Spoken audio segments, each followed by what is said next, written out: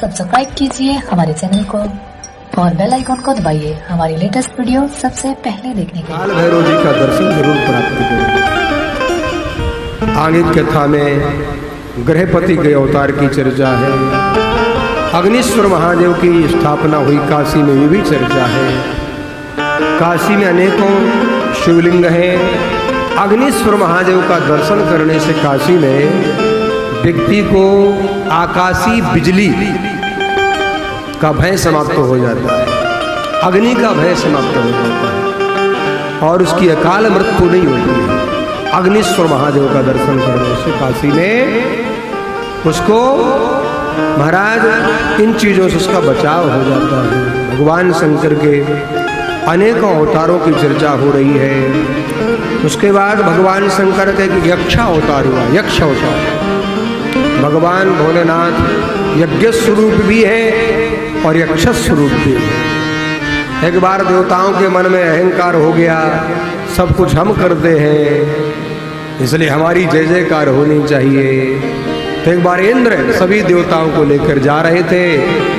भगवान भोलेनाथ देवताओं के दंभ को तोड़ने के लिए यक्ष रूप में सामने प्रकट हो गए।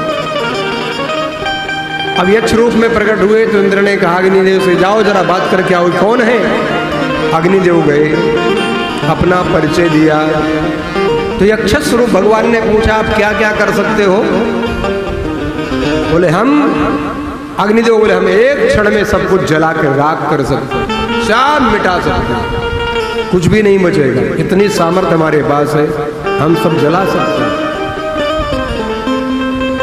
भगवान यक्ष स्वरूप खड़े थे, एक तिनका रख दिया सूखा घास का। बोले जलाओ इसको। अग्निदेव को लगा मेरी तौहीन हो रही है, कहाँ में अग्निदेव और कहाँ है घास का तिनका, मेरी तौहीन। अरे बोले पहले जला के दिखाओ तो सही।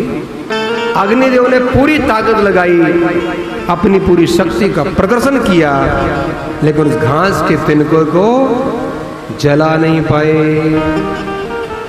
अब तो अग्निदेव लौट कर आ गए, गर्दन झुक गई। इंद्र को भी ठीक नहीं लगा, पवन देव से कहा तुम जाओ। पवन देव ने परिचय दिया, आप क्या कर सकते हो। बोले मैं सारी सृष्टि को बदल सकता हूं अपने द्वारा, तहस नहस प्रलय भी ला सकता हूं। ठीक है, आइए आप भी आइए, स्वागत है। भगवान ने फिर वो घास का तिनका रख दिया, बोले इसको उड़ा के दिखाओ। पवन देव ने पूरी शक्ति लगाई और घास के तिनके को नहीं उड़ा पाए। भगवान ने कहा तुम्हारी औकात कुछ भी नहीं है। जैसे अर्जुन ने युद्ध किया तो युद्ध के बाद लगा कि शायद मैं बहुत ताकतवर हूं, लेकिन वही जब अर्जुन गए द्वारिकापुरी, भेंट द्वारिका गए और भगवान ने लीला संपन्न करी और कहा इन गोपियों को ले जाओ। अर्जुन लेकर आ रहे थे और रास्ते में कोल भील प्रकट हो गए और भीलों ने गोपिकाओं को लूट लिया। फिलनल लूटी गोपिका वही अर्जुन वही बाण। अर्जुन भी वही था, तरकस भी वही था, गांडू भी वही था, बाण भी वही था। आज अर्जुन उनकी रक्षा नहीं कर पाए तो क्या हुआ, क्योंकि अर्जुन के पास गांडू भी है, तरकस भी है, बाण भी है, अर्जुन है, लेकिन भगवान की कृपा नहीं है। इसलिए भगवान की कृपा हट गई तो अर्जुन कुछ नहीं कर पाए। इसी प्रकार जब जीव के ऊपर परमात्मा की कृपा होती है तो सब कुछ सहज हो जाता है, और जब कृपा हट जाती है तो लाख करने पर हम कुछ नहीं कर पाते। इसी का प्रमाण है कोरोना। हाँ, कोविड आया, लोग कहते मरने का समय नहीं है, सब घर में कैद हो गए, कहीं मर ना जाए, कहीं मर ना जाए।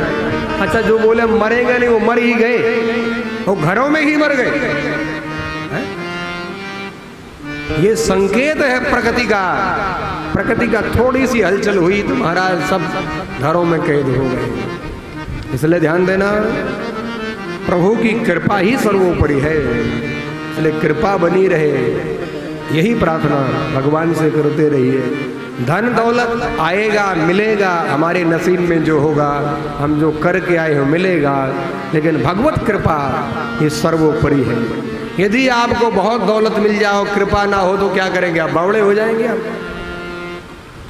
सारे गलत काम करने शुरू कर देंगे। वो धन किस काम का फिर? आप गलत काम शुरू करेंगे, गलत रास्ते पर चले जाएंगे। कितनों को मैं देखता हूँ जब धन मिल जाता तो महाराज वो पागल हो जाते हैं। या खाए बोराए नरवा पाए बोराए, बस पागल हो जाता है। फिर कहाँ किसी की सुनता है? इसलिए प्रभु कृपा, हरि कृपा और हर कृपा ये मांगते रहिए। अब आगे कथा में भगवान भोलेनाथ की 10 महाविद्या, श्री 10 महाविद्या जिसकी बड़ी चर्चा होती। कोई कहता हम श्री महाविद्या की उपासना करते हैं, कोई कहता हम बगलामुखी की उपासना करते हैं, कोई कहता हम कोई उपासना करते हैं। बहुत सारी चर्चाएं लोग करते हैं। वो 10 महाविद्या जो है वो शिव महापुराण से ही प्रकट हुई है, जिसको श्री विद्या भी कहते हैं। जिसके पास थोड़ा सा आ जाए उतने में ही वो कहता है मेरे पास बहुत बड़ी विद्या आ गई। यहाँ तो अनंत विद्याएं भरी पड़ी हैं शिव महापुराण में। भगवान शंकर के 10 स्वरूप हैं, उन 10 की अलग अलग शक्ति का नाम ही विद्या है। पहला स्वरूप भगवान शंकर का है महाकाल, और महाकाल की जो शक्ति उसका नाम है महाकाली। ये पहली विद्या है। महाकाल की शक्ति का नाम है महाकाली। दूसरा स्वरूप भगवान शंकर का है तारा स्वरूप महादेव, और तारा स्वरूप महादेव की शक्ति का नाम है तारा देवी। और उसके बाद तीसरा स्वरूप मेरे भोलेनाथ का है भुवनेश्वर महादेव, और उनकी शक्ति का नाम है बाला भुवनेश्वरी, बाला भुवनेश्वरी। चौथे हैं खोड़स महादेव, और खोड़स महादेव की जो शक्ति है उसको खोड़सी विद्या बोलते हैं, उसको श्री विद्या भी बोलते हैं। फिर है 5वां भगवान भोलेनाथ का भैरवा अवतार है, भैरव अवतार, और इनकी शक्ति का नाम भैरवी गिरिजा। भगवान का जो भैरवा अवतार हुआ इनकी शक्ति का नाम है भैरवी गिरिजा। फिर है छिन्न मस्तक महादेव, और छिन्न मस्तक महादेव की जो शक्ति का नाम है उसका नाम है छिन्न मस्तका गिरिजा। और 7वां है धूमवान महादेव, और धूमवान महादेव की जो शक्ति का नाम है वो है धूमावती माता। आप लोग दतिया गए होंगे शायद कुछ लोग। झांसी के पास एक जगह है एमपी में दतिया, दतिया में एक मंदिर है बगलामुखी माँ का मंदिर। मैं भी 2-4 बार गया, दर्शन करके आया, क्योंकि मेरे वहाँ कुछ भक्त रहते हैं। तो महाराज वहाँ एक महात्मा बताते, बंगाल से आए थे, बड़े साधक थे।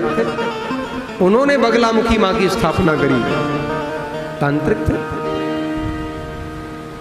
बगलामुखी माँ की उपासना राजनेता भी करते नहीं, करवाते, करने की सामर्थ्य नहीं है। और बगलामुखी की उपासना जो बताई गई है वो रात में बताई गई है, 11 से 3 के बीच में, निर्जन में हो, जंगल में हो, पीला भोजन, पीला आसन, पीली माला, पीले वस्त्र।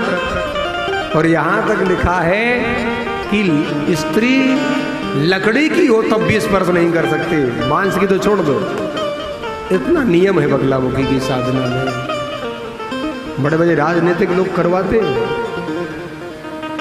और ध्यान देना, तो वहाँ महात्मा जी ने बड़ा सुंदर मंदिर बनाया, लेकिन जब महात्मा जी ने धूमावती माँ का मंदिर निर्माण करने का निश्चित किया तो धूमावती माता ने कहा कि मैं आ तो जाऊंगी लेकिन मुझे दोगे क्या? मैं रक्त पीऊंगी, बिना रक्त पिए नहीं आऊंगी। तो महात्मा ने वैदिक ब्राह्मणों से कहा कि आप प्रतिष्ठा की तैयारी करो, मंत्र बोलो। और महात्मा ने जो ही मंत्र बोले, ब्राह्मणों ने प्रतिष्ठा के अपना शरीर धूमावती को अर्पित कर दिया और अपना ही शरीर दे दिया। तब धूमावती माँ वहाँ आई, विराजमान हुई। आज भी विराजमान है दतिया में बगलामुखी मंदिर के साथ। और इनका दर्शन शनिवार को विशेष होता है। और इनको बेसन जो होता है, बेसन के लंबे लंबे सेब, उसका भोग लगता है। सौभाग्यवती माताएं धूमावती का दर्शन नहीं कर सकती, निषेध है। तो ऐसे जो मेरे भगवान भोलेनाथ, 7वां स्वरूप है धूमवान महादेव, उनकी शक्ति का नाम है धूमावती माता। 8वां स्वरूप है भोलेनाथ का बगलामुख महादेव, और बगलामुख महादेव की शक्ति का नाम है बगलामुखी माता, बगलामुखी माँ। 9वां है मतंग महादेव, और मातंग महादेव की शक्ति का नाम है मातंगी माँ। और 10वां है कमल महादेव, और कमल महादेव की शक्ति का नाम है पार्वती कमला। इस प्रकार 10 महाविद्या, श्री महाविद्या की जो चर्चा आई है, यही श्री महाविद्या है। अब इसी को जो जितनी साधना कर सके, जिस रूप में कर सके, साधना तो करनी चाहिए, लेकिन साधना का स्वरूप मजबूत होना चाहिए। साधना समाज के कल्याण के लिए हो। साधना किसी व्यक्ति को नीचा दिखाने के लिए ना हो। भक्ति तो करें, लेकिन भक्ति में प्रेम ऐसा भगवान से मांगे कि हम किसी को नीचा ना दिखाएं। इस भाव से भक्ति